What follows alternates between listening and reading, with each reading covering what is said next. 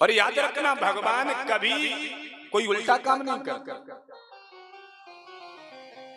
जैसा जीव करता है वैसा भरता है। वो नास्तिक व्यक्ति इतना नास्तिक था, अगर कोई उससे राम राम कर लेता था तो वो राम राम नहीं करता था।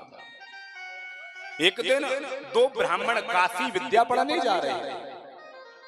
गर्मियों का समय था, रास्ते में वो नास्तिक व्यक्ति मिल गया तो ब्राह्मणों ने उसे देखकर कि गांव का कोई आदमी, भैया राम राम, उसने राम राम नहीं किया।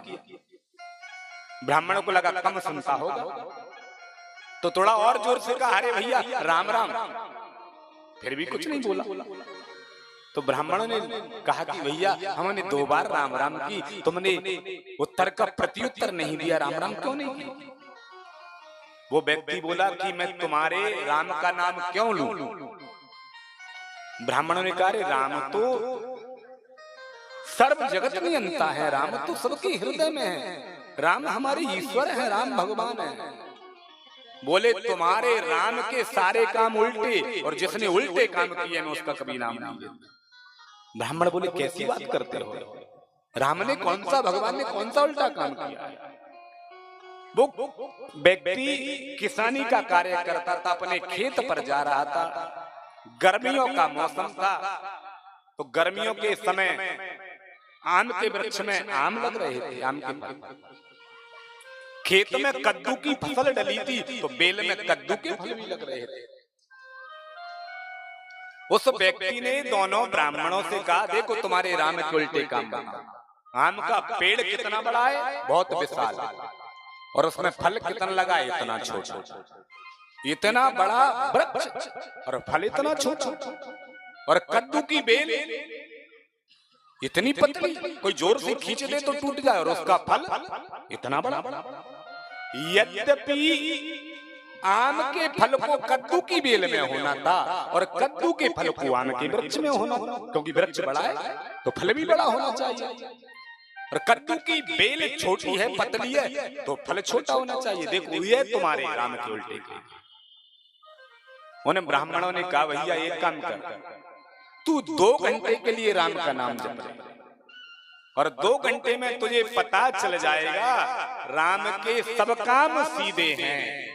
अगर पता ना लगे हम लौट कर आएंगे, हमें बता देना, तो हम भी राम का नाम लेना बंद कर देंगे। ब्राह्मणों की बात उस व्यक्ति ने मान ली। गर्मी पड़ रही थी, धूप पड़ रही थी, तो वो आम के नीचे बैठ के राम राम जपने लगा।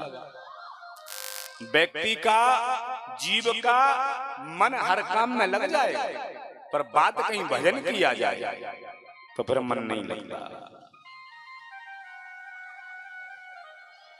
भजन में मन नहीं लगेगा, मन बड़ा चंचल है, कैसे तेरा भजन कर। अभी कोई नाच दिखाने वाली, नाचने वाली आ जाए, लोगों की भीड़ इतनी हो जाएगी कि पैर रखने जगह नहीं मिलेगी, खूब पैसे भी लुटाएंगे, पूरी रात हो तो पूरी रात्रि नाचने वाली को देखते रहेंगे। बात कहीं भजन किया जाए तो फिर तो जवानियां लेने लगता है। भजन करना बड़ा कठिन है। और वो भजन कर रहा था, आम के वृक्ष के नीचे बैठा था, गर्मी पड़ रही थी, ठंडी ठंडी हवा चल रही थी, उसको पेड़ के नीचे नींद आ गई और सो गया। पेड़ के नीचे सो रहा था कि इतने में आम के वृक्ष पर एक तोता आया और उसने आम के फल में चोंच मार दी कि वो फल टूट गया, और टूटा और ऊपर से टपका, नीचे वो व्यक्ति सो रहा था तो सीधा उसकी नाक पर आके पड़ा। अब विचार करो, इतनी ऊंचाई से आम का फल नाक पर पड़ जाए, वैसे ही नाजुक अंग है तो क्या हालत होगी। तिल मिला के उठ बैठे, नाक को देखा, बड़ी पीड़ा हुई। अब उसने मन में सोचा, इतना छोटा फल नाक पर गिरा, इतनी पीड़ा हुई, आज कहीं कद्दू वाला फल इसमें लगा होता और वो इतना बड़ा फल कहीं नाक पर गिर जाता तो गोविंदाय नमो नमः हो जाता। वो कहने लगा, हे राम तेरे सब काम सीधे हैं, मैं ही उल्टा था, क्योंकि कद्दू वाला फल कहीं नाक पर गिरता तो हम तो मर जाते। अब तो वो राम राम राम राम करते हुए घर जा रहा था।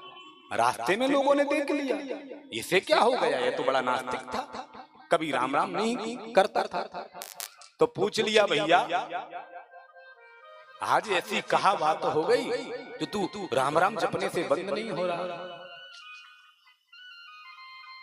कौन तुझे गुरु मिल गया? उसने कहा भैया ऐसे गुरु मिले हैं, क्या बताऊं, कि वाल्मीकि के गांव के पंडित तो मिले ते मोए, ज्ञान दवाई पिला गए, कहा बताऊं तो।